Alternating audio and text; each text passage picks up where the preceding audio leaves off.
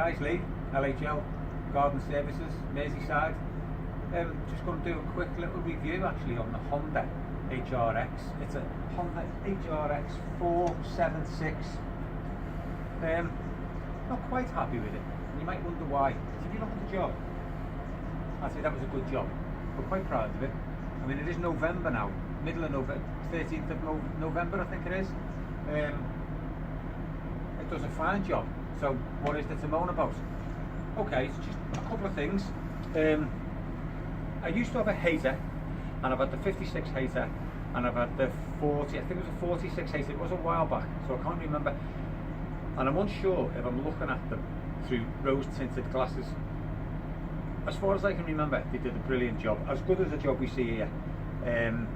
I went through using Hayters for quite a while. Only up until a couple of months ago, I was using one which was a bit battered. I decided to sell it, and then I was going to get another one to replace it. Obviously, quite happy with it.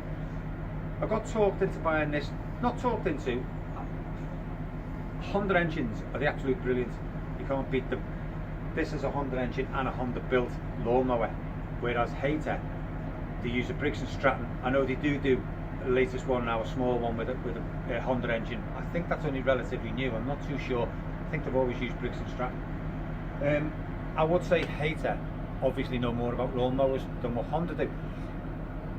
As I say, I don't know if I'm looking at them through rose tinted glasses, but even this system here it's petty gripes that I've got, but they matter when you're using something like this 7 or 8 hours a day.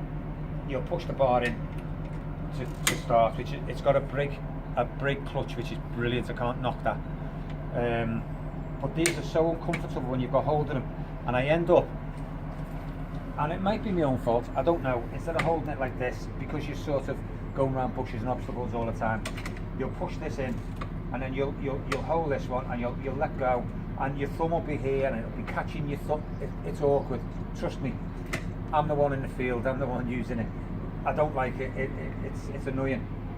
Secondly, and this is more of a bigger gripe, when these are locked in, this, whatever it is, the hinge part, it's so sharp and sticks out, and on the Hayter it doesn't. It's all ergonomically designed on the Hayter. It's so smooth. This little bit here, as you tilt down the handlebars, and it can rip your pants, or even, you know, rip anything else that it catches. It's just not good. It's so dangerous. I've even caught walls, fences, just things that I shouldn't be catching with it. Again, small gripes, but it's not a good design. It absolutely is. It's a fail in my eyes. The biggest gripe I've got, and it's hard to explain this. The deck is at a certain level, and the blade is at a certain level to the deck, obviously. But this seems to have a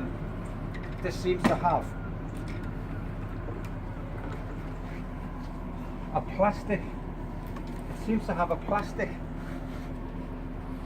bodywear here. It just seems to get in the way. It seems to be catching the leaves instead of the Hayter. And this is what I remember. Used to just shred all the leaves up. It used to just suck the leaves in. It was like a vacuum cleaner. This doesn't. It seems to push them like a snow plough. You've got to have it raised, and if you are cutting, if you're just doing the leaves, that's fine, raise it. If you're cutting the grass and taking the odd leaves up with you, they'll do these. These are blowing out the borders, and it'll do them. Any more than that, and it'll just snow plough them. It's not a good idea. I don't know if the blade's set wrong. I mean, factory set. Oh, but that's a main gripe. And I remember the Hayter having a slight slope to the front, and the leaves could go under, and then once they were under, they were sucked in and chopped up. And that's about it, really. It's just a few little gripes. It does collect the grass pretty well.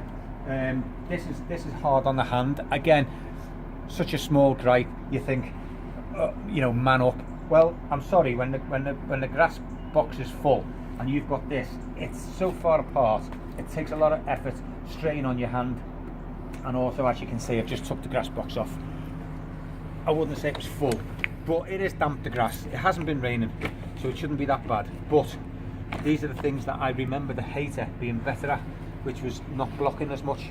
And the last thing you want to do is stick your hand in there. It could be dog muck or anything in there, so it's not a good thing.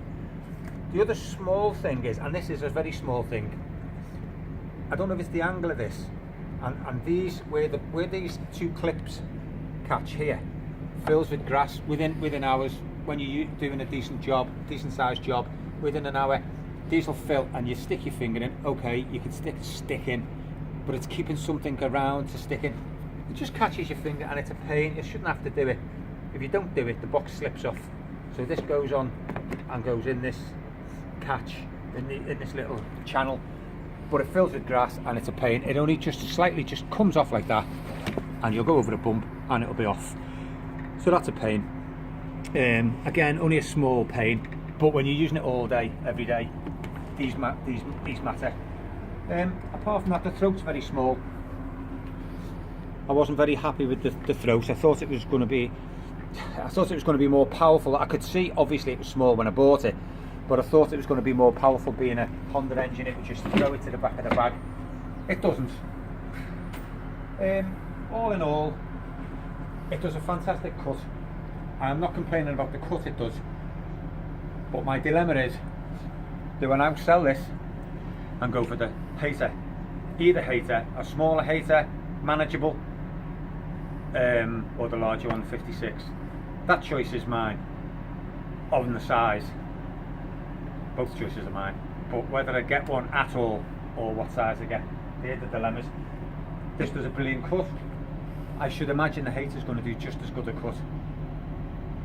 The most important thing I've nearly forgot, a split roller.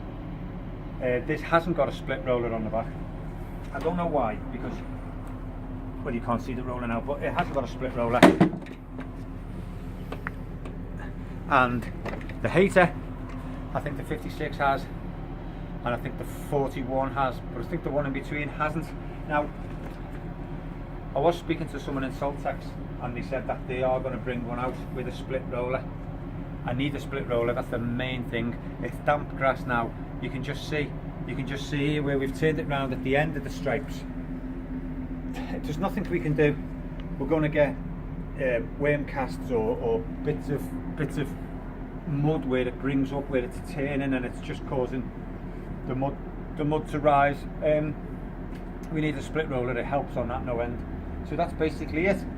Should I stay with the Honda with a few gripes, or go for the Hayter, or am I looking at the Hayter through rose tinted spectacles? I don't know. I will go to the shop and just have another feel for the Hayters, and I do feel like I will be going back to Hayter. But you cannot beat the Honda engine. I will argue with anybody. The Honda engine is brilliant, and that's what persuaded me to get the Honda mower. But I'm not 100% happy with the Honda mower. So that's it, and thanks for watching. I hope it's been some help to somebody. I'm not slating it. It's just not 100%. I can't think of anything else at the moment that is a problem. As I say, the blade brake on it is an excellent feature. The one other small thing, and this is only height of people. You get different people, different heights. It's got 3 adjustments on it, but all 3, for me personally, are still not good. The one where the handlebar is the highest, which is where I'd like it, then alters these. They come up and they seem to catch your wrists if you're moving it. It is so awkward. The middle one I have it, which is about the best, most comfortablest, and the one down is too low. Even this is a bit low. It's okay at this height now. As soon as you turn it to go round it, you go and you seem to be bent over all the time. But again, that could just be my height. I'm 6 foot, so for someone smaller, it might be ideal. So that's not really a gripe. I'm just pointing that out. That's it really, and thanks for watching.